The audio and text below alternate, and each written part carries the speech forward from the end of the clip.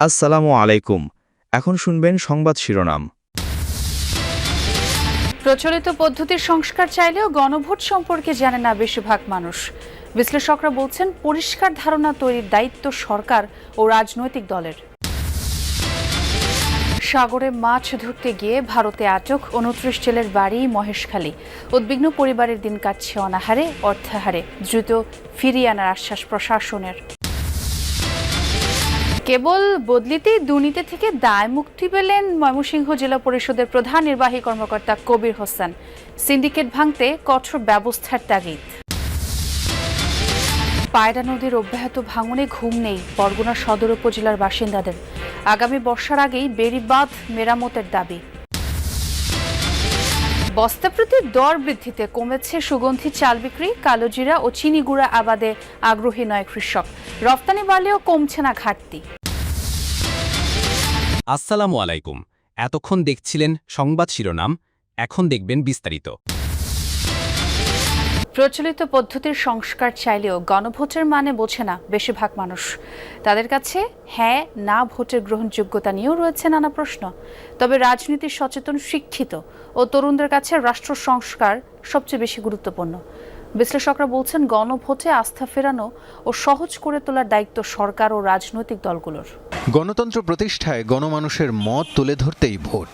মানুষ যেখানে শান্তিতে বসবাসের উপায় খোঁজে, কিন্তু জীবিকার বিপরীতে উচ্চ দ্রব্যমূল্যের পার্থক্য যখন বিশাল, ভ্যাট ট্যাক্স পরিশোধের পরও অসুস্থ শরীরের চিকিৎসা যেখানে অনিশ্চিত, ভোটের দায়িত্ব সেখানে কারো কারো কাছে প্রহসনের নাম।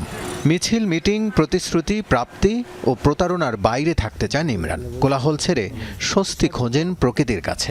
মানে বুঝলেও গণভোটের আবেদন তার কাছে যৎসামান্যই। ইলেকশন করলেই কি পরিবর্তন আনতে পারবো? সাধারণ মানুষের হাতে, ছাত্র হাতে, কত মানুষের হাতে গেল দেশ।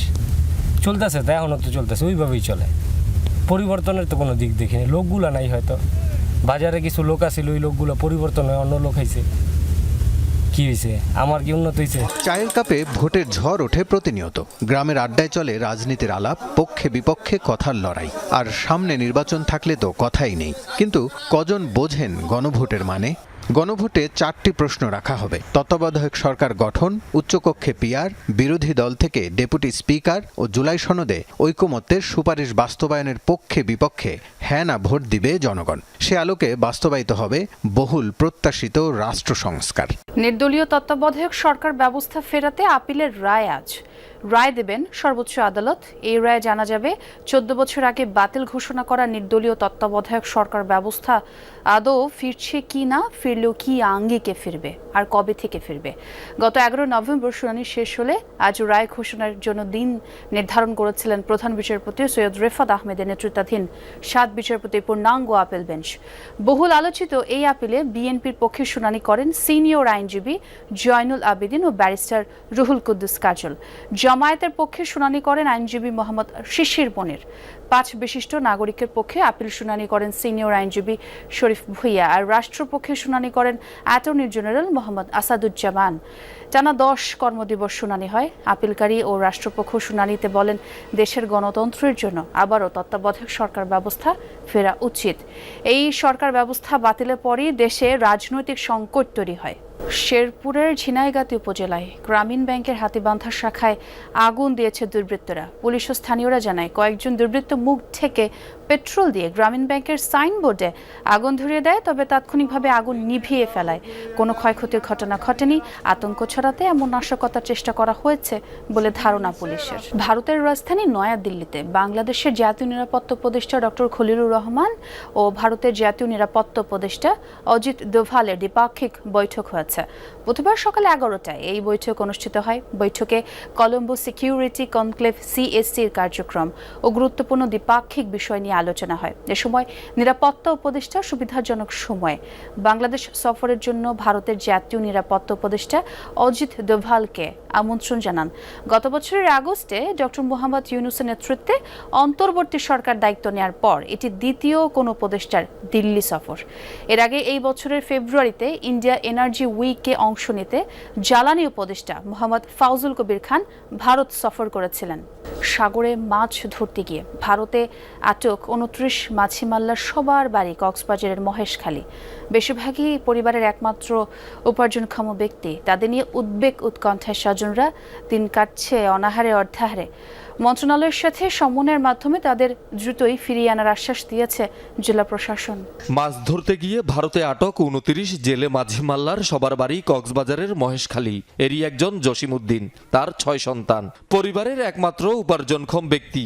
একই চিত্র জাহাঙ্গীর মাঝি, আবু বক্কর, পারভেজ এবং আবু সৈয়দের পরিবারেও। নুন আনতে পান্তা ফুরোয় অবস্থা। একটি জেলার প্রধান নির্বাহী কর্মকর্তার দায়িত্বে থেকে কত রকমের দুর্নীতি, অনিয়ম করা সম্ভব? প্রায় সব ধরনের অভিযোগই আছে ময়মনসিংহের কবির হোসেন সর্দারের বিরুদ্ধে। সাজা হিসেবে বদলি হয়েছেন নেত্রকোনায়। এরকম সাজা বা নিজেকে দায় মুক্ত করার ঘটনা তার ক্ষেত্রে আগেও ঘটেছে। বারবার দুর্নীতি অনিয়মের অভিযোগের মুখে নিজেকে নতুন করে হাজির করেছেন, বদলি বা দায়িত্ব বদল করে। বিশ্লেষকের মতে শুধু বদলি নয়, দরকার আইনের কঠোর প্রয়োগ। পেছনে কাজ করা অপ্রতিরোধ সিন্ডিকেট ভাঙতে হবে সবার আগে। প্রকৃতিতে শীতের আগমনী বার্তা। প্রতি শীতে অসহায়দের কম্বল দেয় সরকার। গেলবার ময়মনসিংহ জেলা পরিষদও ১২,০০০ কম্বল বিতরণ করে। তথ্য অধিকার আইনে পাওয়া নথিগুলো ঘেঁটে দেখতে চাই বাস্তব চিত্র। মোট ২৪টি মাদ্রাসায় দেয়া হয়েছে কম্বল। তারই একটি গৌরীপুরের হাসানপুর উত্তরপাড়া হাফিজিয়া মাদ্রাসা, যারা পেয়েছেন ৫০০ কম্বল। মুহতামিম হুমায়ুন কবিরও প্রথমে সেটাই দাবি করলেন, পরে বেরিয়ে আসলো সঠিক সংখ্যা। দেশে সুগন্ধি চালের দাম নিয়ে অনেক বিভ্রান্তি। একে তো গত কয়েক মাসে বস্তাপ্রতি দর বেড়ে গেছে, তার উপর খোলা ও প্যাকেট চালের দামে বিস্তর ফারাক। আগের চেয়ে কমে গেছে বেচা কেনাও।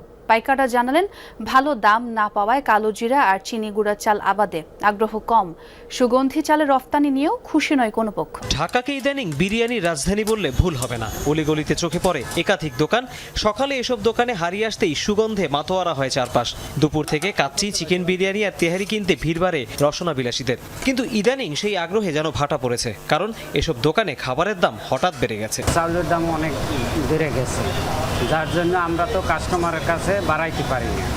আমাদের ব্যবসার অবস্থা বেশি একটা ভালো না। বিপত্তি আরও আছে। খোলা আর প্যাকেট চালের দরে বিশাল ফারাক। প্রথমটা কম বেশি ১২০ টাকা দরে মিললেও মোরকের চালের কেজি ব্র্যান্ড ভেদে গিয়ে দাঁড়াচ্ছে প্রায় ১৫০ টাকায়, যা বিক্রি হয় মূলত ১, ২ বা ৫ কেজির প্যাকেটে। অভিযোগ আছে, বাজার থেকে সাধারণ পোলাও চাল কিনে নিজেরাই প্যাকেটজাত করে কর্পোরেট বেনিয়ারা। কিন্তু এই অভিযোগ কি সঠিক? পায়রা নদীর অব্যাহত ভাঙনে দিশেহারা উপকূলীয় বরগুনা নদী পাড়ের বাসিন্দারা। এর মধ্যে বিভিন্ন স্থান থেকে বিলীন হয়েছে বেড়ি বাঁধ। ঝুঁকিপূর্ণ আরও ৮ থেকে ১০টি পয়েন্ট। নদী ভাঙন রোধে সরকার দ্রুত পদক্ষেপ না নিলে সর্বস্ব হারানোর আশঙ্কা বাসিন্দাদের। অগ্রাণের পায়রা নদী এখন অনেকটাই শান্ত। বর্ষার থই থই পানি কমে এসেছে। আগ্রাসী ঢেউ আর আছড়ে পড়ছে না পারে। ভাঙনও থেমে গেছে, তবে পাড়ের বাসিন্দাদের আতঙ্ক কাটেনি।